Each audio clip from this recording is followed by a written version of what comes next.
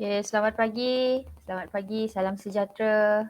Hari ini 30 hari bulan. Okay, segmen SSM kita pada hari ini merupakan segmen terakhir bagi tahun 2020, siri yang ke-13. Saya mula awal hari ini, so semangat nak mohon share ya, bagi yang menonton ni. Mohon share supaya lebih ramai lagi penonton untuk segmen SSM Singgah Sema Mak kita pada pagi ini.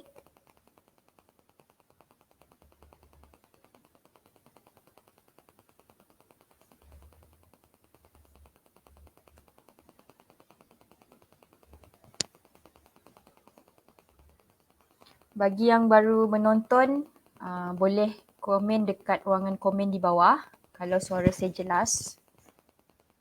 Testing suara.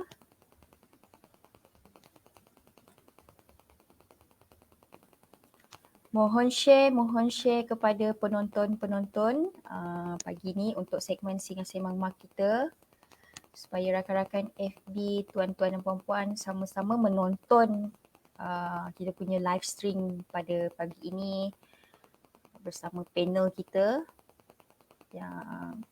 panel yang tidak asing lagi.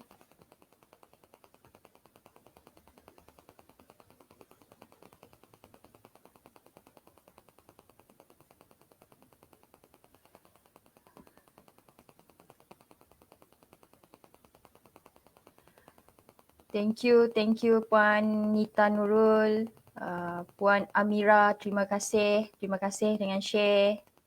Thank you. Thank you.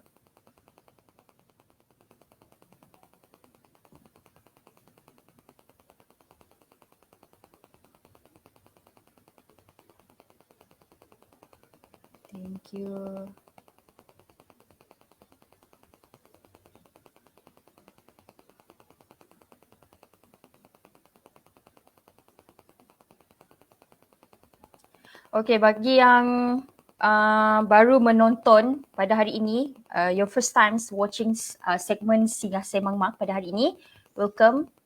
Terima kasih kerana menonton. Ini adalah salah satu inisiatif Majlis Harga Kebangsaan sebagai salah satu medium untuk berkongsi ilmu berkaitan dengan kaunseling, tips dan apa-apa sahaja yang berkaitan dengan bimbingan and motivations like that. So, saya memperkenalkan diri saya. Saya hari ini selaku moderator. Sebelum ini, moderator kita Encik Roslan bin Pilus. Dan hari ini saya sebagai moderator segmen Singgah Sema Mak. Bagi yang baru menonton, boleh share posting ini supaya rakan-rakan FB, tuan-tuan dan puan-puan sama-sama menonton. Kita akan bermula jam 9.30 pagi pada hari ini. Okey, saya dimaklumkan oleh pihak sekretariat untuk larian Retro Virtual Akrab Run akan dilanjutkan tempoh untuk menghantar yang belum hantar lagi bukti larian semua, boleh hantar kepada pihak sekretariat melalui email kita yang dah done semua. Mungkin korang busy sebab hujung tahun dah cuti balik kampung semua, so belum lagi memulakan larian. So boleh mulakan larian dan hantar kepada kita selewat-lewatnya 10 Januari ini bagi yang belum lagi menamatkan larian Retro Virtual Akrab Run 2019. Yang baru menonton boleh komen di ruangan komen.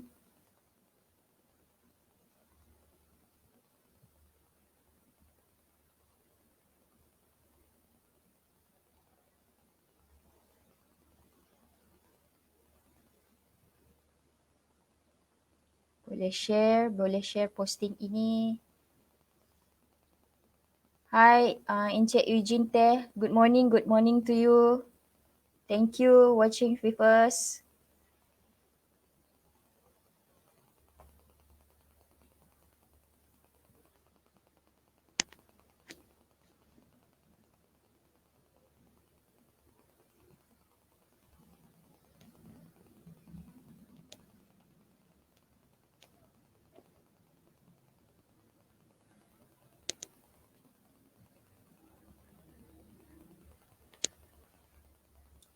Yang baru menonton boleh share posting ini. Tajuk untuk kita punya SSM segmen Singgah Sembang Mak pada pagi ini adalah Ketika Rumah Tangga Menuju Rebah, daripada panel jemputan kita daripada JPA, merupakan pegawai psikologi yang berkhidmat di Jabatan Perkhidmatan Awam, yang boleh komen dekat ruangan bawah so that we are notice you're watching with us.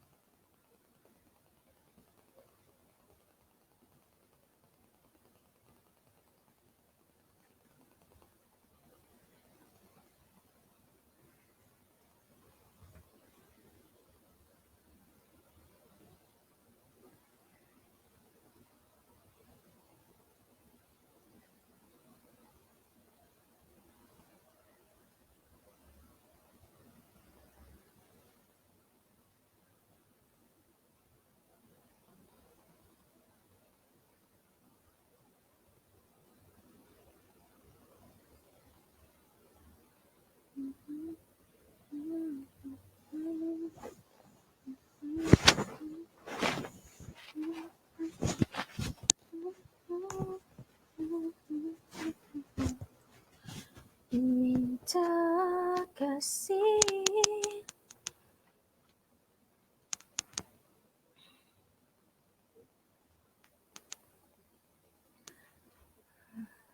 Selamat pagi yang baru menonton, boleh komen di ruangan bawah.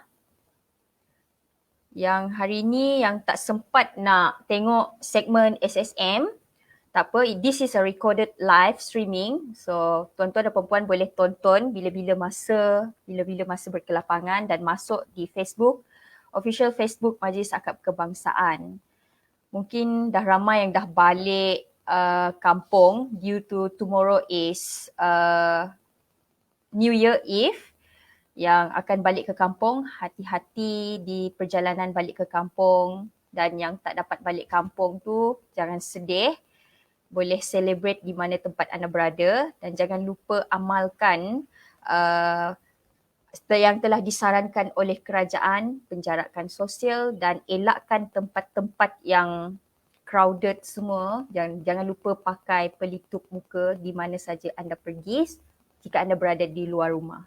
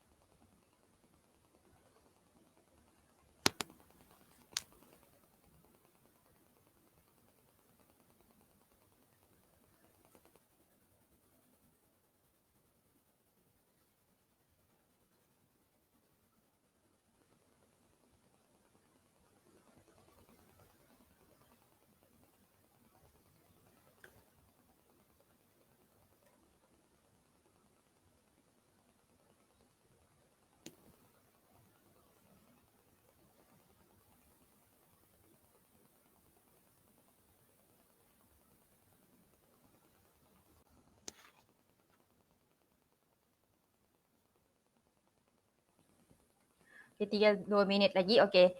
Saya ingin memperkenalkan panel jemputan untuk segmen Singa Semang Mak siri ke-13 pada hari ini yang merupakan siri terakhir bagi tahun 2020. Beliau merupakan pegawai psikologi yang berkhidmat di Jabatan Perkhidmatan Awam dan sekarang ni saya dimaklumkan beliau juga merupakan panel dari salah satu program untuk talk show juga, program talk show dari hati IKIM FM. Panel kita dah ada di Konti, so saya boleh jemput beliau. Hello Ji, good morning. Ya, selamat pagi. Apa khabar, Ros? Tak jelas Ji. Ya, apa khabar? Tak ada suara, tak keluar. Tak keluar. Ros, apa khabar?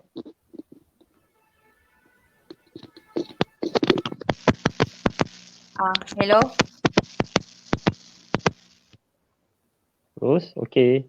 Okay, good morning Ji. Selamat pagi. Nampak ceria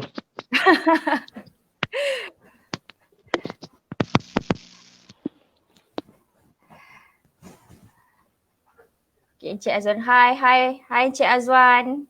Good morning Encik Azwan. Thank you watching with us this morning.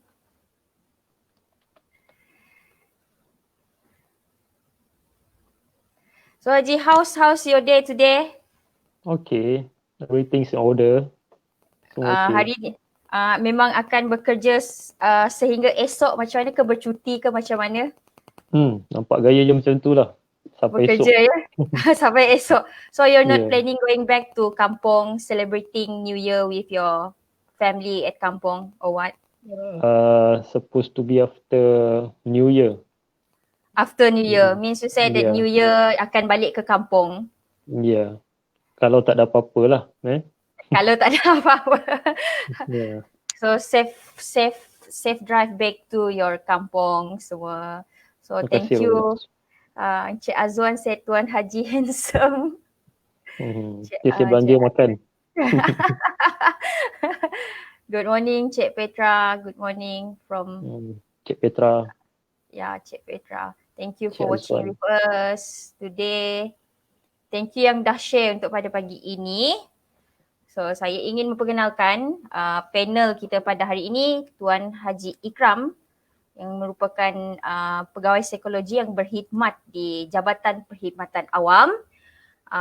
Beliau menerima pendidikan ijazah sarjana Buddha, kaunseling dengan kepujian di Universiti Malaysia Sarawak, UNIMAS tahun 2008 dan menerima ijazah sarjana pendidikan bimbingan dan kaunseling di Universiti Kebangsaan Malaysia, UKM tahun 2012.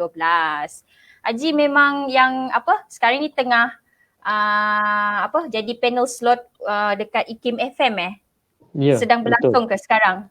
Maksudnya every week that memang akan ada slot Haji untuk sharing, your sharing dari dekat IKIM FM. Jumaat malam. Jumaat 9-11 malam.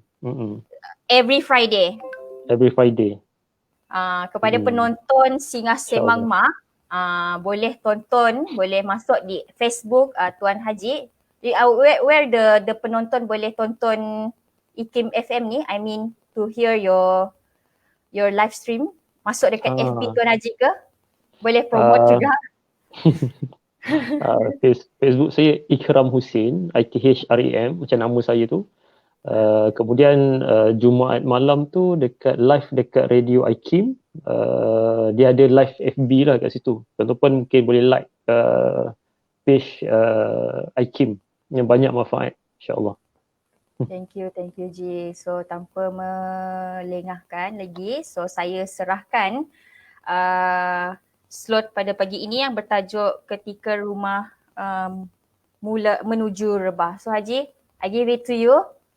Yeah, thank you Ros. Okay, Alhamdulillah. Assalamualaikum, salam sejahtera. Selamat pagi tuan-tuan perempuan yang saya kasih, saya muliakan. Moderator Cik Rozela, Cik Ros.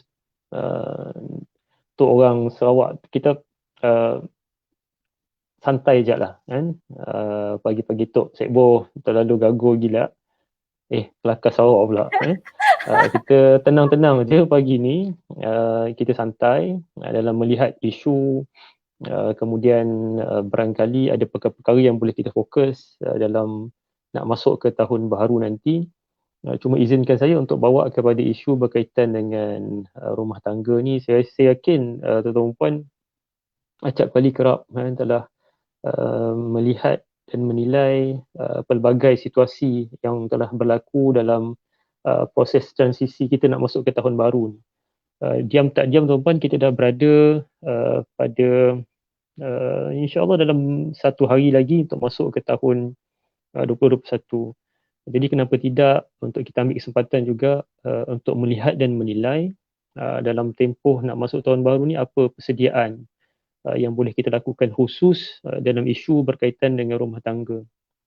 Dan amat menarik dan amat mengajaibkan pada saya kalau kita melihat pelbagai kejayaan yang diperolehi oleh individu dalam kehidupan mereka, permulaannya pasti ada daripada rumah, ya. Dan di rumah inilah terbitnya rasa cinta, kasih sayang, dan kita dibentuk pandangan kita ni daripada apa yang disampaikan daripada dalam rumah sendiri.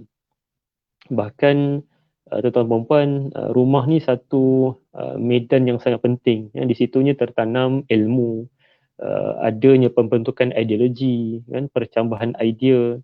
Yang paling penting adalah adab, kan, adabuhum muallimuhum, kan. Adab ni adalah perkara yang paling tinggi lah patut diletakkan selepas ilmu, kan. Kadang-kadang kita ni mahu mencari ilmu, kan, tapi dari sudut adab ni kurang, ya. Kalau nak cerita pasal adab ni kita boleh bicarakan lebih panjang lagi. Dan tak lupa juga saya nak ucapkan terima kasih pada Majlis Akad Perbangsaan, para jawatan kuasa, Tuan Presiden Haji Syarudin, dan seluruhlah, kan, kepimpinan Majlis Akrab Kebangsaan dan ahli-ahli akrab yang saya yakin sebagai mata dan telinga kepada pegawai psikologi kita, dan ini antara perkara yang boleh sama-sama lah, kan, saya nak berikan ucapan terima kasih juga, kan, sebab melaksanakan tugasan akrab ni dengan sangat baik, kan. Dan pelbagai maklum balas telah saya perolehi daripada peringkat penjawat awam kita sendiri, kan. Nama-nama yang disebutkan sebagai ahli akrab yang banyak membantu mereka dalam memudahkan urusan, masya-Allah. Baik. Tuan-tuan puan, dalam isu berkaitan dengan perkahwinan ini, izinkan saya untuk kita melihat dan menilai antara sebab untuk mendirikan perkahwinan ini adalah kalau dalam Islam tu dipanggil zuriyatan ba'duha min ba'd. Mereka akan berkembang biak dari satu zuriat keturunan kepada setengahnya yang berasal daripada setengah yang lain. Dan ini antara tujuan, kan, untuk perkahwinan. Dan dalam setiap perkahwinan dia mesti kena ada matlamat. Dan dari sudut pandangan saya lah, kan, perkahwinan ni dia akan jaga kehormatan diri dan dia akan jadikan seseorang tu lebih dekat dalam menguruskan kehidupan peribadi, sama ada dengan sesama manusia ataupun dengan ketuhanan. Dan dalam masalah ini saya nak petik sedikit Ros, apa yang disebutkan oleh Nabi Muhammad SAW. Salah satu haqqa 'ala Allah wa 'aunuhum al-mujahidu fi sabilillah wal mukatabu alladhi yuridu al-ada' wan nikah alladhi yuridu al-'afaf. Yang disebutkan tiga golongan yang Allah Subhanahu Wa Taala tetapkan atas dirinya, yang akan membantu mereka, orang yang berjihad pada jalan Allah. Jihad ni untuk pengetahuan semualah, sahabat-sahabat yang mungkin yang ada di sini yang bukan beragama Islam, yang saya nampak yang ada PM saya, kan, kat WhatsApp. Terima kasih kerana sama-sama menonton. Jihad ini dia besar, dia bukan sekadar mengangkat senjata semata-mata dalam konteks agama Islam, dia lebih daripada itu. menjaga ahli keluarga pun adalah satu jihad. Kita keluar daripada rumah untuk menunaikan tanggungjawab, itu adalah jihad. Dia bukan sekadar yang digembar-gemburkan berperang, tidak. Itu salah. Untuk menjaga pandangan pun adalah jihad. Untuk melihat sesuatu dengan bersangka baik kepada orang tersebut adalah satu jihad juga. Jadi dia besar. Dan kemudian Tuhan sebutkan hamba yang nak membayar tebusan dan orang yang nak berkahwin dengan sebab mahu jaga kehormatan diri. Dan ini antara yang diangkat nilai dalam perkahwinan. Dan tuan-tuan, apabila seorang itu berkahwin, maka dia akan sempurnakan separuh daripada agama. Kan? Dan sebab itu kita kena bertakwa kepada Allah bagi yang Muslim. Dan saya yakin bagi sahabat-sahabat yang bukan beragama Islam sendiri pun, dia ada konsep tertentu dalam menguruskan rumah tangga. Dan iza tazawwajal abdu faqad takamalu nisfa dini falyatakillah fin nisfil baqi. Disebutkan kat situ bila berkahwin dia sempurnakan agama. Melainkan tidak tuan-puan, kalau dulu kita sebelum berkahwin urusan kehidupan kita ni ikut suka je, ya. Tapi bila dah berkahwin dah ada matlamat tujuan. Bayangkan bila berkahwin kita dah ada tanggungjawab, dan kebertanggungjawab ni akan mengikat kita untuk melakukan sesuatu dengan lebih serius, ya. Kita tak akan biarkan waktu, kelapangan, keuangan kita tu berlalu macam tu sahaja. Maknanya dia ada allocation untuk keluarga. Kita dah mula fikir untuk masa depan, ya. Itu disebab itulah disebutkan menyempurnakan separuh daripada agama dia. Dan sudah tentu dalam proses perkahwinan itu dia ada tribulasi, ya. Dia ada pelbagai ujian yang menyikapi kita dalam proses perkahwinan ini. Dan tak dapat dinafikan, setiap orang akan diuji dengan keadaan suasana perkahwinan masing-masing. Baik peringkat apa pun, dan sebutkan sahaja. Kalau sebelum kita pergi lebih lah, ini sekadar selingan. Kalau baru-baru ni isu apa? Tak apalah, lupa dah tu. Allahumma salli ala Muhammad. Isu basikal kan? Isu basikal. Baru ni ada seorang VIP kita yang jatuh basikal tu. Kemudian ada satu paparan dekat skrin yang menyatakan harga basikal tu harga 45,000, kan. Kemudian ada seorang isteri balas Twitter tersebut mengatakan, suami saya kata 4,500 je basikal ni.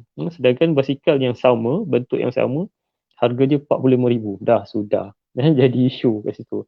Tapi ala kulihal itu adalah salah satulah daripada isu dalam perkahwinan, kan.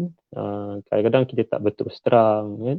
Tapi yang saya suka sangat, brotherhood cyclist ni sangat bagus tau tuan-puan. Tengok backup kat bawah tu. Tak apa, kita lupakan dekat situ. Baik. Dalam proses kita melalui perkahwinan, kadang-kadang ada perkara yang berlaku, dia menjadi isu, kan. Kadang-kadang yang kecil menjadi besar. Sebagai contoh, kalau isteri senyap, apa perasaan suami bila isteri senyap? Satu hari senyap je, ada tak terdetik rindu, kesuka, kan? Tapi para isteri tahulah kalau para isteri senyap, suami ni dia akan mula daripada relax, kan? Dah masuk 2-3 jam, dia akan mula bimbang juga, kan? Kenapa lah isteri aku senyap je, kan? Jadi kalau para ahli akhlak dah belajar macam mana cara nak menguruskan kesenyapan, ya. Jadi dalam transisi ini kesenyapan ni pun boleh jadi satu isu dalam rumah tangga. Jadi perlu untuk difahami dalam berdepan dengan konflik ni bagaimana agak-agaknya untuk kita uruskan. Betul perempuan yang saya kasih sekalian, kalau kita sama-sama perhatikan, tahun 2020 ini menunjukkan pelbagai dugaan cabaran terhadap pelbagai peringkat individu dekat negara yang kita kasihi ini, yang kita cintai ini. Dan sudah tentu tentang COVID-19, bagaimana dia mengubah landscape kehidupan kita tanpa kita sedar. Hari ini mungkin ditakdirkan kita berkomunikasi secara dalam talian. Bayangkan kita berkomunikasi secara berdepan dalam satu kelas kan, ataupun satu dewan. Sudah tentu capaian untuk saya berkongsi ini terhad. Tapi alhamdulillah atas ujian COVID-19 ini capaian lebih besar secara dalam talian. Jadi itu satu hikmah. Tapi tak dapat dinafikan juga dalam COVID-19 ini menunjukkan pelbagai data-data yang kita perolehi, kita dapati kes-kes berkaitan dengan perceraian ini meningkat. Ya. Itu satu kayu ukur yang perlu kita sama-sama khawatirkan. Kenapa saya nak khawatir pula? Tak jadi pada diri saya. Pada saya, kalau kita bangun pagi, tak fikir tentang nasib orang lain, itu satu musibah pertama yang berlaku dalam kehidupan. Jadi kita kena ada rasa risau pada agama, kita kena ada risau pada orang-orang di sekeliling kita tanpa mengira latar belakang agama dan bangsa mereka. Jadi apa yang boleh kita beri, bukan apa yang boleh kita terima semata-mata. Kehidupan kita ni akhirnya tuan-tuan tentang memberi, sebab tu kita kena pegang. Kalau diperhatikan data-data berkaitan dengan perkahwinan untuk tahun 2020 ini, yang saya perolehi menunjukkan penurunan perkahwinan. Malangnya kes perceraian agak nampak peningkatan. Sebagai contoh, jumlah perceraian di kalangan rakyat Malaysia ni menunjukkan 12% peningkatan. Ini perlu kita bimbangkan tuan-tuan. Dan trendnya Abang Sana Muhammad, kadar perkahwin ni dia menunjukkan trend lelaki yang berkahwin menunjukkan kadar daripada dulu 50.7%, kini 50.1%. Dan begitu juga dengan wanita, penurunan daripada 47.0% kepada 46.2%. Jadi ini satu gambaran kepada kita. Mungkin disebabkan penangguhan perkahwinan daripada bulan ke bulan disebabkan COVID-19 ini. Dan juga yang kita bimbangkan tentang perceraian yang berlaku. Dan bila bercakap pasal perceraian ni, dia bukanlah menjadi satu perkara yang dia ada baik dan buruknya. Dalam pengalaman saya dekat Jabatan Kebajikan Masyarakat dulu, ada pasangan yang masih nak kekalkan hubungan walaupun pasangannya tu dah dera, dah melakukan satu tindakan yang sangat abusif lah, yang tak boleh terima akal. Tapi ditanya kenapa, dijawabnya sebab cinta. Jadi saya tanya balik, adakah dengan patah riuk tangan, lebam, itu dikatakan cinta? Dia ada sampai satu peringkat limitasi dalam perkahwinan yang kita tak boleh ada toleransi dekat situ. Jadi dalam episod cinta macam ni lah, pelbagai takdir ni akan uji kita. Kenapa saya dapat suami macam tu, kenapa isteri macam ni, kenapa pasangan saya tak setia. Dan bila masalah melanda, kita rasakan kitalah sangat yang paling menderita. Kan? Dan kita pula kata kepada Tuhan, mengapa aku ditimpa nasib macam ni? Kita merasakan kita paling malang. Tapi tuan-tuan, kadang-kadang di mulut kita ni mengaku Tuhan. Mengaku Tuhan, Tuhan ada bersama kita. Tapi kenapa ketika mana kita berdepan dengan takdir Tuhan, kita menjadi enggan? Seolah-olah kita lupa kata peneguhan dalam hadis Al-Quran bahawa besarnya masalah ni dia ataupun beratnya cabaran dugaan ini, dia berkadar terus dengan kekuatan dalam. Kalau Muslim dipanggil iman. Dan inilah hakikat yang jadi pegangan dalam kita menghadapi pelbagai tragedi cinta dalam rumah tangga. Dan tragedi-tragedi ini tuan-tuan adalah satu ujian iman sesetengah daripada kita. Sama ada dia mempersoalkan kenapa orang tu tak diuji macam aku, kenapa suami saya macam ni, kenapa isteri saya macam ni. Tuan-tuan, selagi kita tega nak buat perbandingan antara satu dengan satu, antara keluarga kita dengan keluarga orang lain, antara isteri kita dengan isteri orang lain, antara suami kita dengan suami orang lain, selagi itulah kita akan sentiasa berada dalam keadaan tekanan. Ya, kita tak akan pernah keluar daripada ruang lingkup tekanan itu. Sebab dengan ada perbandingan. Hari ini, berapa ramai orang yang mengejar teknologi, perubahan teknologi seperti telefon bimbit. Saban tahun akan ada teknologi-teknologi baru. Kalau dia menjadi jenis yang mengejar teknologi, apa yang akan berlaku? Pembaziran akan berlaku. Kan? Dan dia tak akan pernah puas hati dengan teknologi yang dia ada pada hari ini. Sebab teknologi itu akan sentiasa berubah, berubah, berubah. Sama juga dengan konteks pasangan. Kan?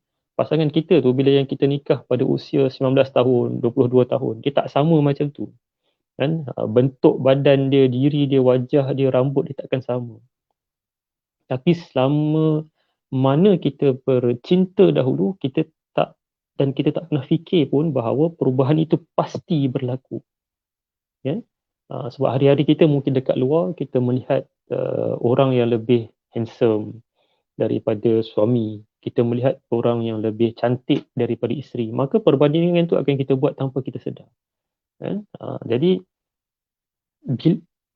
sebagai manusia biasa, kan, kita pasti akan terperangkap dan isu situasi tersebut. Tapi satu perkara lah cuba diingati dalam bila nak menguruskan emosi bila melihat kan, sesuatu. Berhenti pada titik dia. Kan? Kena ada that's it, enough. Kan? Jangan kita banding, cukup. Maknanya kita terima dan rasa syukur dengan apa yang kita miliki. Tuan-tuan puan, itu hakikat.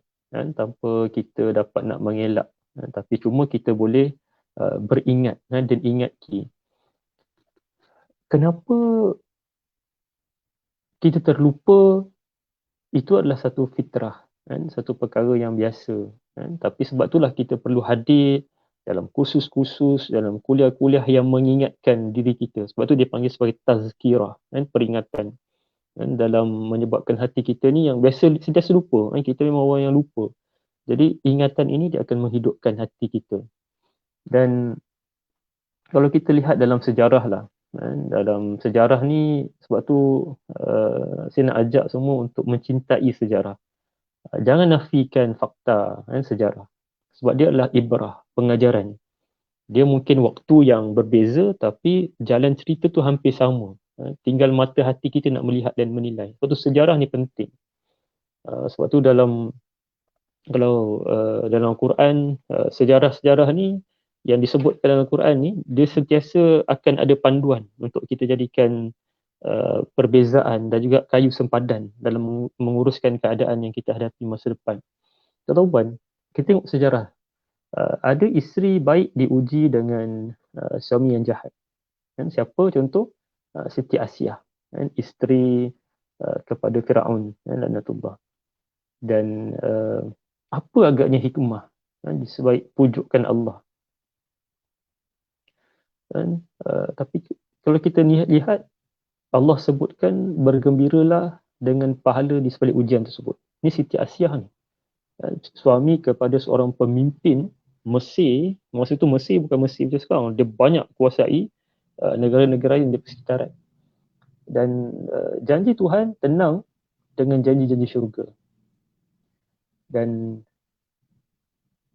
kalau mungkin ada yang tak setuju, seolah-olah ayat escapism, ya. Kalau dah habis hujah, mulalah guna hujah agama. Tidak, kan? Tidak. Sebab tu saya kata tadi awal, tentang iman. Dia bukan escapism. Bila ada isu, balik pada agama. Tak. Saya pun orang yang tak bersetuju dengan keadaan begitu. Saya dulu pantang bila saya tanya kat guru-guru saya, ustaz-ustaz saya, ustaz macam mana kalau ada masalah macam ni, ustaz saya kata balik pada agama. Saya memang jenis masa muda-muda dulu tuan-tuan. Dan sekarang dah berusia ni, barulah nampak pencerahannya kat situ, kan. Rupanya betul, ya. Tapi macam mana kita melihat agama tu bergantung pula keadaan bagaimana kita belajar tentang agama.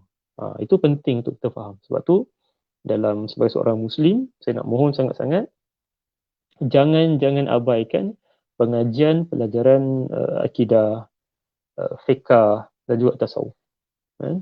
Dalam kesempatan ini, saya rasa penting untuk kita sama-sama hadam benda ini.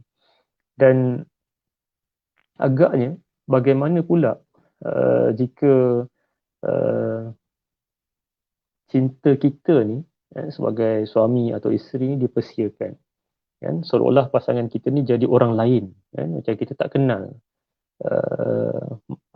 Dan adakah ketika itu kita akan jadi orang yang huru-hara jiwa ni, kan, habis segala laci, meja, kereta, beg dia kita selongkar, telefon bimbit dia, email, Facebook, apa saja milik peribadi pasangan kita tu kita bongkar, kita cari dan mencari, kita menghidu kalau terdapat bukti kecurangan pasangan, kan. Siang malam kita pasti akan diselubungi dengan kegelisahan, kan, ibarat kerasukan. Dan tuan-puan, pada saat inilah kita kena tekan butang pause, kan, berhenti sebentar. Kita tanya diri, apakah kita masih menaruh harapan? Kalau jawapan masih ya, maka kita telah bertemu dengan keep hope alive. Maka ketika itulah kita percaya bahawa kita berusaha untuk memperbaiki diri. Kita dakap cinta Tuhan erat-erat. Kita fahami maksud tujuan kehidupan kita untuk Tuhan. Moga perubahan tu dia akan berserta dengan harapan, yang mungkin akan ubah pasangan kita. Sebab tu tuan-puan, bila cerita contohlah pasangan yang ada isu tentang kecurangan, yang pertama saya mohon jangan mula nak berlaku curang. Dia seronok kalau kita bercakap dengan berlainan jantina, tetapi di sebalik keseronokan tu pasti terbit bibit-bibit perasaan, dan kalau kita mula layan, maka dia akan berkembang. Sebab tu jangan mula. Kalau nak bercerita pun carilah orang yang kita boleh percayai dan profesional, dalam isu berkaitan dengan isu rumah tangga. Sebagai contoh, kaunselor berdaftar, pegawai-pegawai psikologi yang ramai hari ini. Dan tak lupa lah kita sama-sama doakan juga untuk pegawai-pegawai psikologi kita sekarang ni yang berada dekat Jabatan Kerugian Masyarakat, di penjara, Jabatan Penjara, di Polis Diraja Malaysia dan Kementerian Kesihatan Malaysia dan seluruhnya lah di Malaysia ni yang sedang diuji dengan kes COVID-19 ni. Kita doakan mudah-mudahan dipermudahkan. Dan saya kabarkan Persatuan Pegawai Psikologi Perkhidmatan Awam turut sama beri sokongan kepada pegawai kita. Kita sama-sama doakan tuan-puan pada kesempatan ini, insya-Allah. Baik. Mohon izin untuk saya kongsi dan lihatlah kalau dalam kesempatan waktu ini beberapa level ataupun fasa dalam perkahwinan yang mungkin boleh kita nilai kembali kita berada di tahap mana. Butang pause yang saya maksudkan tu, kita berhenti sejenak, kita fikir, kalau sebagai seorang suami, aku dah bawa isteri dan anak-anak ni pada peringkat apa? Kira-kira kalau di hadapan Tuhan nanti, Tuhan redha tak perbuatan aku terhadap apa yang aku usahakan untuk keluarga aku? Pendidikan mereka, makan pakai mereka, nafkah yang aku beri. Dan kalau isteri tu bekerja, adakah ada persetujuan bersama tentang nafkah, bantuan-bantuan yang boleh diberi. Sebab saya ada satu kes tuan-tuan, ni kes lama saya, lama dah kes ni. Kalau dalam sebagai seorang kaunselor, kerahsiaan ni perkara yang paling penting, betul? Kita tak boleh nak suka kongsi cerita klien-klien kita. Kalau tuan-tuan rujuk dalam kod etika kaunselor berdaftar, ada disebutkan di situ, file kaunseling dihapuskan selepas 7 tahun. Jadi dalam proses antara kes saya ni disebutkan dia ada isu, dia kata ahli keluarga dia ni pada mulanya baik, tapi bila selepas berbelas-belas tahun, dia nampak ada yang telah mengabaikan solat, isteri tak dengar cakap dia, kan? Tapi dia kata, saya jaga solat saya, kan? Saya jaga semua yang ibadah yang diwajibkan, fardu atas saya jaga, saya pelihara, kan? Saya kata bagus. Jadi kadang-kadang saya sebagai kaunselor pun rasa uh, uh, apa lagi kan yang nak tanya, apa lagi yang nak dieksplorisasi terhadap isu kan, beliau. Sampailah pada satu sesi yang lain, beberapa sesi yang lain, alhamdulillah hidayah daripada Allah. Saya tanyakan, tuan, macam mana dengan nafkah, kan, nafkah keluarga. Dia kata isteri dia bekerja, kan, isteri bekerja. Jadi dia kata duit dia, duit saya. Jadi saya kata ada diskusi dengan pasangan. Tak, kami rasa macam tu je lah. Saya tak ada pun cakap dengan dia. Saya kata kewajipan kita sebagai suami ada 3. Kan? Makan, pakaian, tempat tinggal. Jadi ini wajib untuk kita usaha sediakan. Kan? Melainkan ada mutual understanding antara suami dan isteri. So ini kewajipan. Dia bukan harus. Dia bukan hukum-hukum yang lain, tapi wajib. Jadi saya kata, tuan, mungkin diskusi dengan isteri. Ada tak abang tak beri nafkah? Ada tak awak redakan pemberian atau apa yang abang tak beri pada awak? Ya? Itu juga ahli keluarga lain. Tuan-tuan, sebab tu saya kata kadang-kadang dalam hidup kita ni, dia bukan tentang logik akal. Kan? Banyak benda-benda magic yang berlaku bila kita sentiasa hubungkan diri kita dengan Tuhan. Itu keyakinan saya. Kan? Sebab saya perhatikan banyak kes-kes yang saya, alhamdulillah, diizinkan oleh Tuhan untuk kendalikan, dia mesti ada pertimbangan antara hubungan dengan Tuhan dan hubungan sesama manusia. Kan? Tadi nafkah tu hubungan sama manusia. Kan? Dan dia terlibat juga dengan hubungan Tuhan. Sebab itu kewajipan. Yang dipendekkan cerita, selepas itu memang ada perubahan yang besar yang klien saya maklumkan pada saya, yang berlaku antara beliau dan ahli keluarga. Ya, subhanallah. Jadi sebab tu penting bila ada sesuatu isu, cuba cari orang ketiga yang tak memihak kepada sesiapa, yang profesional lah, yang ada etika kerjanya, supaya perbincangan tersebut dia akan lebih bersifat profesional dan transparent. Kalau kita ni kawan, sahabat, kita mungkin akan memihak. Begitu juga kalau kita ahli keluarga. Jadi cuba usahakan macam tu. Nanti mudah-mudahan dilorongkan hidayah dengan kefahaman dalam mencari jalan keluar daripada isu yang dihadapi. Sebab kalau kita perhatikan, Masya Allah, Rus, dah 10-2 minit dah. Kejap je masa kan. Cuba saya nak minta izin sedikit, beberapa fasa tadi yang saya nak kongsi sepintas lalu untuk kita semua perhatikan. Dalam fasa perkahwinan ni, dalam tempoh 2 hingga 10 tahun ni, antara cabaran yang besar yang akan dihadapi dalam fasa-fasa ini. Dan fasa pertama sudah tentu honeymoon lah, yang paling seronok kan, berbulan madu. Memang fasa sweet kan. Dia bukan sweet charity tapi sweet potong kaki. Memang tak rasa apa-apa kan, seronok je kan. Alhamdulillah kan, semua nampak indah, comel, cantik, handsome kan. Kemudian fasa reality. Baru kita sedar, oh macam ni punya pasangan kan, pasangan saya ni kan, kalau dia bercakap macam ni rupanya kan, tu dia kan. Baru kita nampak habit dia kan, hubungan dengan keluarga, pengurusan keuangan dia. Ini fasa reality kan. Kemudian akan masuk fasa rebellion, rebel. Kat situ akan ada pertembungan nilai. Abang ni, keluarga saya tak macam ni pun, keluarga abang macam tu, rebel. Abang ni hobi kayu basikal je kan, sedangkan hobi isteri ni memasak. Mana maunya kan, masak dan kayu basikal kan. Tapi ini fasa rebel.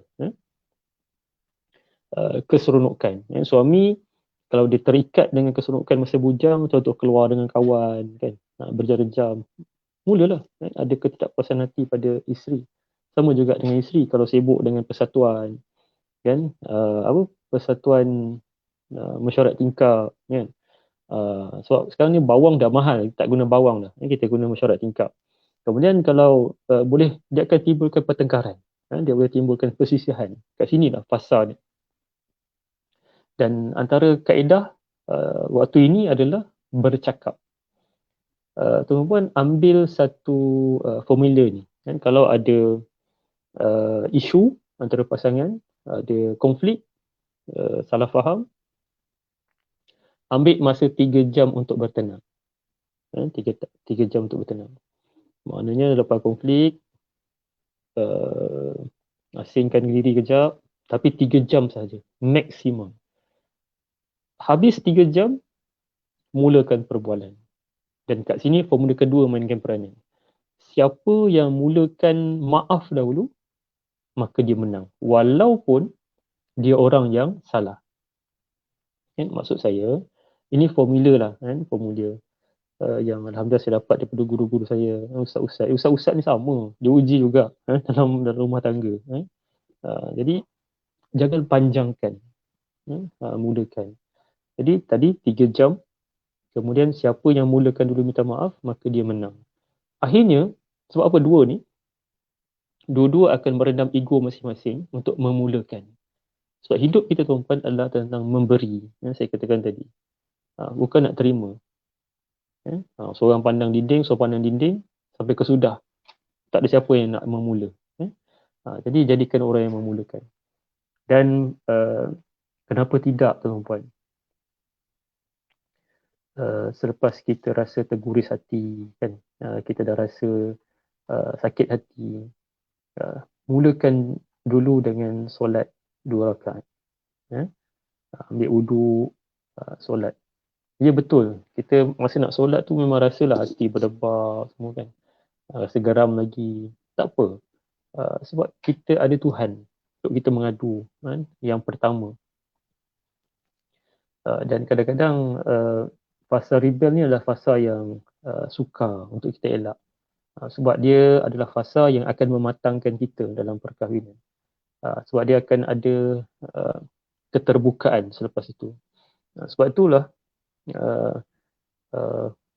antara lelaki dengan perempuan, ni saya tanya dululah. Agak-agak tuan-tuan siapa yang okey, tak apa. Kan? Okey, tak apa, terlupakan.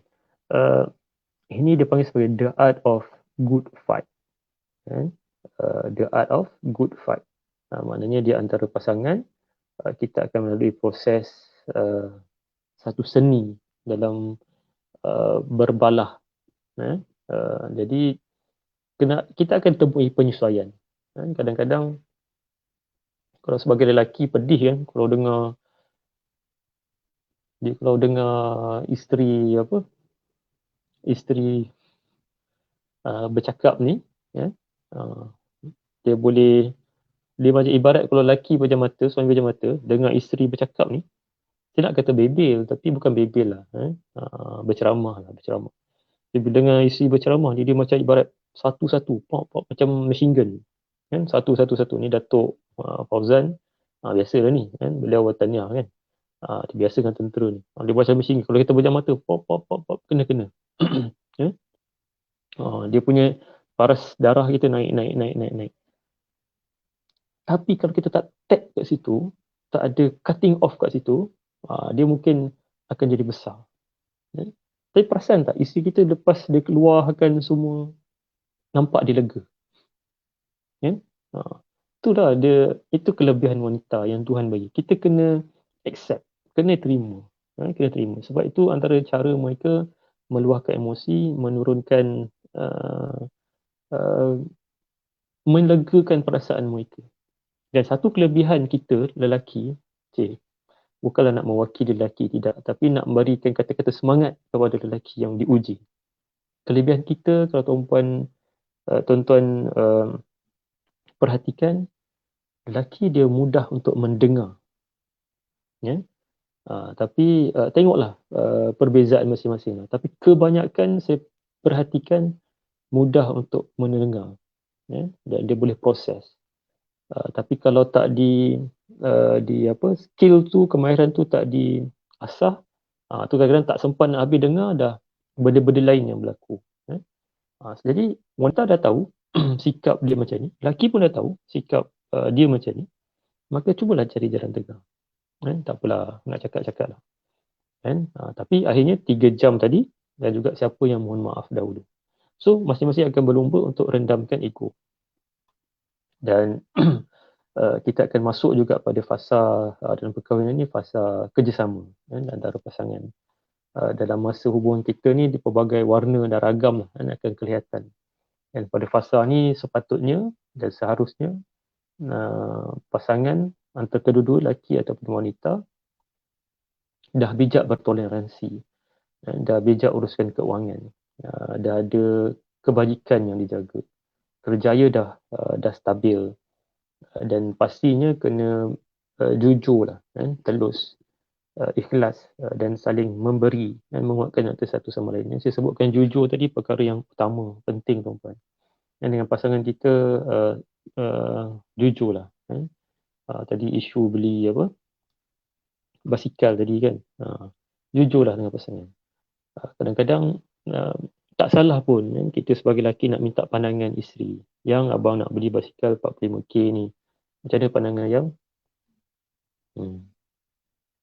isteri akan bagilah, kan, dia menjustifikasi. So kita buatlah perbandingan, so buatlah perbincangan. Daripada 45k tu mungkin turun, kan, 25k ke, kan, 20k ke misalnya, kan. Jadi contoh perbincangan, sebab komunikasi ni perkara paling asas, kan, dalam berhadapan dengan isu. Dan kita akan masuk juga pada fasa reunion, kan. Pada fasa ni kita dah boleh ada dah faham dah, dan kat sini lah perkataan-perkataan dulu ayang, apa, habi, kan, habi, kan, baby. Lepas tu kat fasa reunion ni dia dah fasa abah kau, kan, mak kau tu, tapi kasih sayang diorang makin rapat, kan. Kalau pergi masjid surau tu masih naik motor peluk lagi, kan. Sebab ni reunion, dia fasa yang dia tak boleh ada kehilangan. Sebab tu waktu pergi mana-mana pun mesti ada pasangan, kan, bersama. Dan sedikit lah saya nak katakan kat sini, tak payah biarlah kalau dikatakan kawan, rakan, tu takut bini lah tu, kan. Ini persatuan apa, Partibi, kan, persatuan takut bini lah tu. Biarlah tuan-puan, kan, kalau orang katakan kepada kita lelaki takut bini ke apa, bukan, tu bukan sebab takut, kan, tetapi hormat, kan. Kadang-kadang nak keluar, isteri kata bang janganlah dah lewat malam, okey patah balik, bagi tu kawan tak jadi nak keluar. Tapi sebab apa? Sebab kita tahu keutamaan, dan itu kan kematangan, kan, antara kawan ataupun keluarga. Sebab apa saja yang berlaku pada kita tuan-puan, kita akan balik kepada keluarga kita, kan. Jadi jangan terpengaruh, kan. Bila dah kahwin ni memang kawan tu kena jadi nombor 2 atau 3, kan. Ada setengah tu kawan tu nombor 1, tapi keluarga tu bukan nombor 2. Maknanya kawan dan keluarga ni dia sama. Maknanya isteri dia kenal kawan suami dia kenal kawan isteri dia, kan. Jadi mereka saling percaya. Masya Allah, susah nak jumpa tapi ada, kan. Saya dah bertemu, bersyukur sangat dalam keadaan macam tu. Jadi saya rasa untuk itu mungkin ini yang sempat untuk saya kongsikan bersama tentang perempuan. Cuma jangan lupa antara yang disebutkan oleh Nabi Muhammad SAW, ya, buat kita lah, kan. Kenapa saya kata kita lelaki, jangan rasa apa-apa, sebab kita ni memang yang akan paling berat sekali, kan, kita punya timbangan ni, sebab kita ada isteri, anak-anak di bawah jagaan kita, kan. Sebab Nabi sebut khairukum li ahlihi wa ana khairukum li ahli, ya. Sebaik kalian adalah yang baik kepada ahli keluarganya, dan aku, kata Nabi Muhammad, adalah yang terbaik dalam melayani ahli keluargaku. Subhanallah. Sebab itu kita lelaki tanggungjawab kita besar. Dan isteri pun kena ingat, suami mungkin dia diam, tapi dekat belakang dia tu mungkin pelbagai perkara yang sedang dihadapi.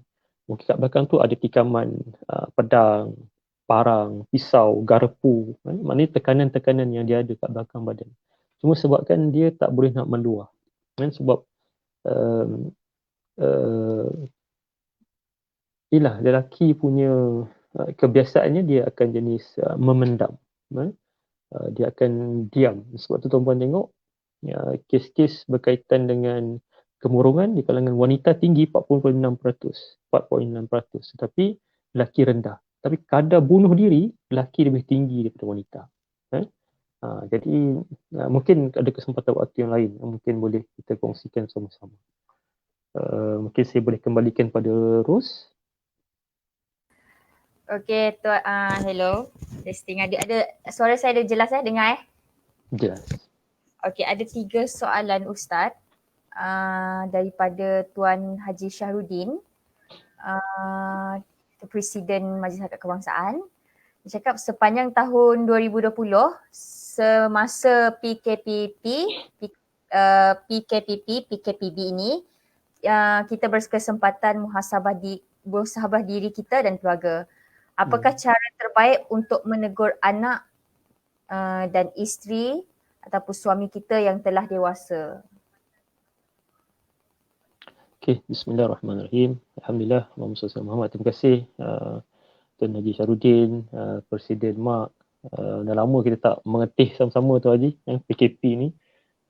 Tuan Haji sibuk dengan masjid surau dia, tak mesti tu. Alhamdulillah, syukur sangat-sangat. Terima kasih Tuan Haji. Ya, dalam kita tak payah pergi jauh dalam isu apa yang Tuan Haji tanyakan. Bagus sangat soalan ni. Saya suka dengan cara action speak louder than words. Perbuatan itu lebih utama daripada kita bercakap. Jadi perbuatan juga perlu diajak bersama. Maka contohlah nak sembahyang sama-sama. Sebab Tuhan sebut wa'mur ahlaka bis-salah wasbir 'alaiha. Dan perintahlah keluarga kamu serta umatmu supaya ahlaka bis-salah, supaya berterusan kerjakan sembahyang dan wasbir 'alaiha, dan bersabar tekun menunaikannya. Dia pairing tu, sabar tu kan, dan mengajak. Jadi selagi kita bergelar ayah, selagi kita bergelar isteri, selagi kita bergelar anak. So ayah dengan ibu sampai bila-bila pun tanggungjawab dia kena mengingatkan anak-anak. Walaupun anak tu dah berkahwin, ada cucu, maknanya kita dah sampai peringkat cicit kan. Maka kita sentiasa kena ingatkan. Kan? Dah solat ke, kan? Dah buat tu ke. Saya tak malu kan? Kalau macam mak dengan ayah saya lah, kan? Selalu cakap, Long, dah solat ke? Kan? Padahal kita ajar orang solat ni kan. So mak ayah sendiri pun ingat. Masya Allah. Tapi saya rasa syukur. Sebab saya masih ada ayah dan ibu yang sudi nak ingatkan saya. Kena ada rasa syukur. Jadi tak boleh bayangkan. Jadi tuan-puan, maknanya kita kena ada rasa syukur. Sebab sebagai mak dengan ayah dia boleh ingatkan. Dan saya yakin ingatan-ingatan ini yang diberikan oleh mak dengan ayah ataupun suami dengan isteri, bila kita tiada nanti, pasti akan kita dirindui. Pasti kita akan dirindui. Sebab tu jangan putus asa untuk mengingatkan tentang perkara-perkara kebaikan yang perlu dilakukan. Terus. Okey, soalan, thank you Ustaz. Soalan 2 daripada Puan Rohaya daripada SUK Perak. Dia cakap, Ustaz, adakah kes penceraian masalah rumah tangga lebih disebabkan stres yang dicari sendiri, contoh curang, atau terlalu fokus kepada kerjaya, atau minat yang tidak menumpukan kepada rumah tangga? Bagaimana hendak mengembalikan cinta kembali, terutama dalam kalangan pasangan di hujung usia? Muhammad. Terima kasih Puan Wahya daripada Kak Ayah kan, Faruh Ayah ni kan. Kak Ayah, betul. Kak Ayah. Kita doakan Kak Ayah sihat, matanya kan, kesihatan baik Kak Ayah kan. Suka sangat perkongsian-perkongsian beliau kan. Yang sahabat-sahabat kita jugalah akrab yang diuji kan, dengan pelbagai kan. Terus sumbangkan kebaikan kepada umat kan, kepada masyarakat. Baik, Tuan Puan. Dia punca dia dalam kesempatan waktu yang singkat ni. Kita kena tengok personality pasangan kita. Kena tahu. Kak Ayah kalau bantu klien-klien kan, tengok, kenalkan mereka dengan personality pasangan. Contoh, personality pasangan tu macam mana? Ni kita ambil asas, introvert, extrovert. Kan? Kalau pasangan tu extrovert, bercakap, dia nak orang ramai, dia nak bersosial. Yang pasangan satu lagi, isteri atau suami introvert pula, pendiam, suka ketenangan. Tapi Kak Ayah, Rose dan para penonton, ahli akrab, perempuan yang saya hormati, unik tau antara lelaki dengan wanita ni. Contoh, ini saya tak generalisasi. Cuma kebanyakan, kalau saya pergi banyak program, saya tanya, rehat pada wanita adalah bila hujung minggu atau Rose apa? Dia kata berjalan, pergi ke mana-mana, kan, keluar. Tapi saya tanya kepada suami, rehat pada suami hujung minggu apa? Dia kata duduk dekat rumah. Nampak? Kat situ je dah ada beza yang besar. Wanita, saya tak kata semua, tapi kebanyakan peserta-peserta kursus saya, mereka menyatakan begitu. Unik kan? Jadi kat situ pun boleh berlaku pertemuan. Jadi, nak buat macam mana? Kan? Jadi, akhirnya komunikasi antara pasangan. Bang, saya dah lama ni tak berjalan. Kan? Hujung minggu ni kita pergilah tempat sekian-sekian. Suami kata, itulah abang pun dah lama dah tak duduk rumah. Kan? Ada bibit-bibit konflik tu. Jadi apa patut kita buat? So jari jalan tengah. Kalau pada isteri kata, bang, jalan 100 km tu rehat bagi saya. Kan? Suami kata tak, duduk rumah. Kan? Jadi mungkin daripada 100 km jadikan 50 km ke misalnya. Kan? Tapi akhirnya bersetuju bersama. Ataupun minggu ni keluar, minggu depan tak. Tapi mohon sangat dengan perempuan dan isu kita COVID-19 ni jaga kan, kita punya batas kan, SOP yang ditetapkan. Jadi itu antara faktor personality, konflik, masalah komunikasi tadi kan. Tekanan kerja pun boleh jadi juga perbezaan. Saya pernah buat satu program dengan badan beruniform sebab berlaku kes perceraian tinggi masa tu. Jadi saya punya fikir macam mana nak buat. Akhirnya saya keluar satu modul, pasangan sama ada lelaki atau wanita ikut sama waktu suami bekerja yang shift 24 jam tu, pergi tengok apa suami ataupun isteri mereka buat dekat luar. Kan? Kat situlah mula nak menangis, mula rasa sedih, macam ni rupanya isteri aku kerja, suami aku kerja. Kan? Jadi dekat situ dia akan cari satu titik pertemuan. Dan tadi yang ketiga tentang usia pertengahan, kan? Konflik rumah tangga dalam usia pertengahan, macam mana nak suburkan. Saya suka tengok hari ini, waktu dah masuk ke peringkat pertengahan usia perkahwinan ni, kita kena reset balik matlamat perkahwinan. Kita ada matlamat perkahwinan, mungkin nak syurga, nak semua berjaya dunia akhirat, tapi kena reset. Masuk reset ni, duduk bincang, bang, agak-agak kita ni dah peringkat kat mana je nak buat keluarga kita ni. Kalau kat depan Tuhan nanti, boleh tak sama-sama kita masuk syurga satu keluarga. Kan? Dia touching hati ke hati. Kan? Sembang. Buatlah lepas solat, kan? Lepas sembahyang. Kalau sahabat yang bukan beragama Islam pun, boleh buat waktu-waktu yang mungkin beri waktu dia relaksasi. Kan? Mungkin dia waktu dia nak buat mindfulness tu kan, boleh bincang. Abang, macam mana ya kita punya hubungan ni, ada tak apa-apa yang perlu saya baiki, kan? Suami pun kena berjiwa besar, kan? Kemudian yang kedua, dengarkan nasihat-nasihat daripada ceramah-ceramah berkaitan parenting, berkaitan dengan marriage dan perkahwinan, dan tadi saya sebutkan, belajar tadi yang kitab berkaitan dengan akidah fiqh tasawuf tu, dia mesti akan kena dekat hati kita, kan? Dan hidupkanlah waktu dah masuk tengah usia ni, kena ada satu keyakinan bahawa ini usia subsidi yang Tuhan bagi, kan? Maka waktu ni nak kena pertingkatkan lagi hubungan kita dengan Tuhan, kan? Baiki belajar, dan jangan rasa malu untuk belajar tentang agama. Kalau ada isu, carilah, kan, para guru-guru yang boleh membantu. Saya harap dapat membantu.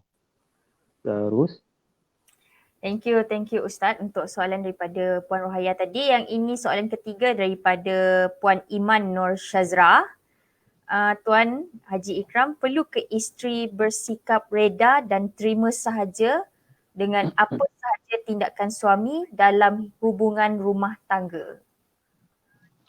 Bismillahirrahmanirrahim. Allahumma salli ala Muhammad wa sallam Muhammad. Tadi saya katakan tadi, tuan-puan, setiap konflik ni dia pertama utama cari jalan bersangka baik sebanyak 70 kali. Banyaknya Aziz, ya betul, banyak. Maksudnya apa? Berusaha untuk sangka baik kepada isteri, kepada suami. Dia buat begini sebab ni. Contoh, suami buat isu. Seorang isteri rasa apa, geram, kan? Tapi boleh tak letak sedikit kesian suami aku, dia kena uji tu, dia sedang diuji tu. Sebab kita pun tahu ujian dia tu adalah ujian untuk kita, ya? Jadi berusaha untuk bantu dia, ya? 70 kali sangka baik, lihat dia. Nombor 2, lihat dia sedang diuji dan kita juga diuji. Dan nombor 3, berusaha membantu, ya? Bantu cari jalan penyelesaian, kan? Tak kisahlah apa-apa isu pun. Tapi yang keempat, kalau perkara tersebut dah langgar syariat, kan? Maksudnya terus tentang hukum hakam agama. Yang kedua, dah langgar dari satu sudut undang-undang, contoh penderaan fizikal ataupun mental, maka dia kena ada limitasi. So rujuk kepada mahkamah. Biasanya dalam konteks perkahwinan orang Islam, pertama dia kena rujuk mahkamah, kan? Selepas tu baru mahkamah akan beritahu, okey, forward kepada Jabatan Agama, ataupun cari kaunselor yang berdaftar pegawai psikologi untuk dapatkan sesi, kan? Sebab kenapa saya selalu ulang dapatkan sesi ni, sebab kadang-kadang bantuan pihak ketiga, pandangan, sokongan dari sudut psikologi ni, kita akan dapat satu penglihatan daripada satu sisi yang lain dalam nak beri bantuan pada diri kita. Sebab kita banyak dengan persepsi kita pada isu, kan? Sebab kita kenal pasangan kita. Jadi tadi yang pertama, kedua, ketiga, keempat tadi, kan? Akhirnya limitasi tadi, kan? Letak red line tu dekat mana. Setiap perkara dia kena ada limit tu. Kalau dah pasangan dah dera zahir dan batin, fizikal dan mental, dia kena ada limitasi. Kena minta bantuan yang lebih ahli. Terus? Okey, ini yang untuk yang terakhir soalan daripada Amin Uina. Tuan Haji, adakah faktor hubungan intim memainkan peranan penting dalam mengekalkan hubungan mesra antara suami isteri, dan perlukah suami isteri mencari ruang bercuti berdua-duaan tanpa kehadiran anak? Okey, bismillahirrahmanirrahim. Allahumma salli ala Muhammad wa sallam Muhammad. Terima kasih Tuan Amin. Ini pun sahabat saya, pegawai psikologi di Institut Correctional di Jelebu, kan? Alhamdulillah, saya dapat hubungi beliau, kan? Saya doakan mereka baru PKPD, ya? Saya doakan sahabat-sahabat kita dan juga kaki tangan Jabatan Penjara yang dia uji, insyaAllah. Ya betul, hubungan intim dia ada kayu ukurnya dekat situ yang mainkan peranan, dan kita kena terima, ikutlah kesesuaian yang dirasakan selesa oleh pasangan, ya? Dalam tu saya yakin, maafkan saya penonton pendengar, kena ada persetujuan bersama, kan? Dan yang kedua tadi, perlu ke rehat bersama dengan pasangan tanpa anak-anak,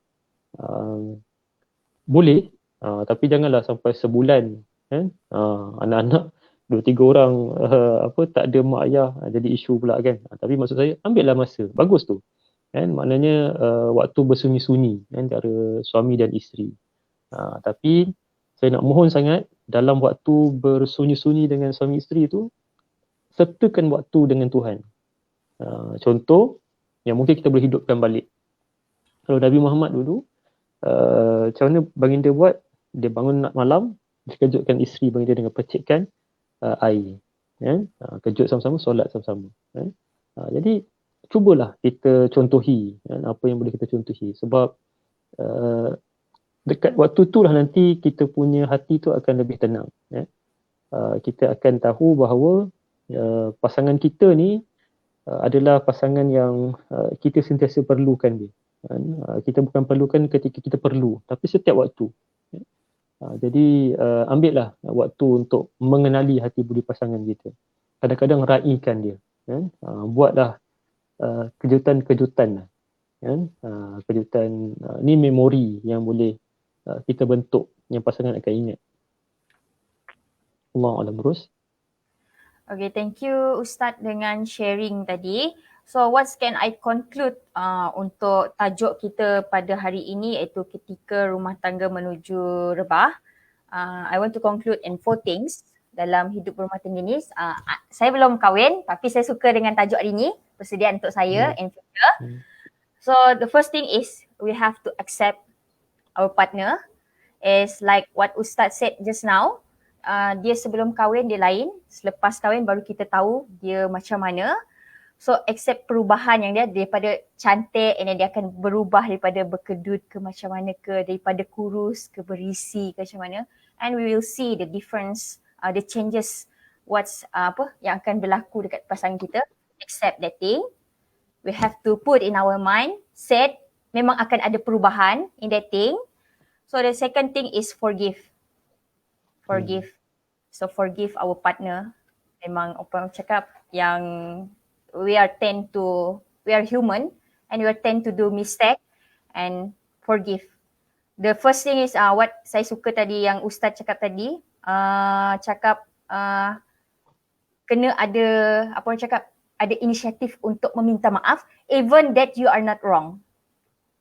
Kena ambil inisiatif tu, so that's orang cakap nanti pasangan kita akan macam no matter what, that thing is will give orang cakap once you hear bila kita marah, kita tak tahu siapa salah betul, right? Tapi bila ada yang mengalah dalam satu hubungan, that thing akan menyelamatkan.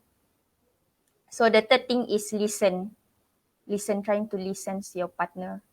And the fourth thing is tolerate. After all, the most important is you're taking care your relationship with the creator.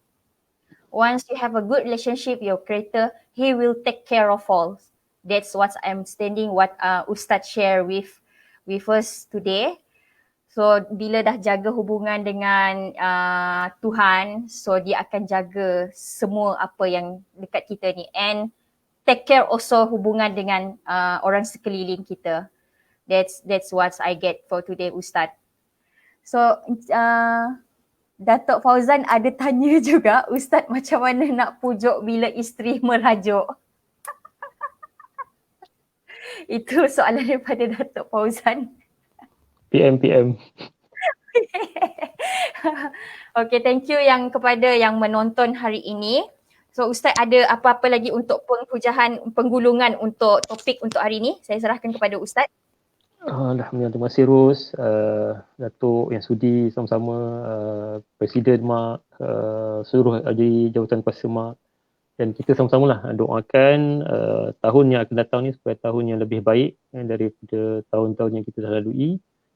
Yang sakit Tuhan sembuhkan, yang ada hajat Tuhan kurniakan hajat tersebut, dan diberi kemudahan urusan kepada kita semua, kasih sayang yang dalam keadaan apa pun, kesatuan hati kita, khususnya untuk rakyat Malaysia yang kita kasihi, kita cintai ini. Dan tuan-puan teruskan usaha kita untuk merakyatkan perkhidmatan awam ni, jadi orang-orang yang banyak memberi, orang yang menyebarkan positivity, kebaikan semata-mata, dan beri kesedaran kebaikan. Saya mohon ampunan maaf kepada semua penonton live kita pada pagi ini, dan kita sama-sama mendoakan dan jaga diri semua. Assalamualaikum, salam sejahtera. Thank you Ustaz. Thank you. Semoga segmen SSM yang siri ke-13 untuk tahun 2020 ini bermanfaat kepada semua. Belum terlambat lagi saya untuk mengucapkan selamat Hari Natal kepada yang menyambut Hari Natal, kepada ahli akrab dan seluruh rakyat Malaysia yang menyambut, dan kepada yang tidak sempat menonton live stream pada ini. No worries, this is a recorded live stream with us. Bila-bila masa tuan-tuan puan tak menonton, you can go to our official Facebook Majlis Akrab Kebangsaan. Okay Ustaz, sampai kita berjumpa lagi untuk tahun 2021. Selamat tahun baru daripada Majlis Akrab Kebangsaan.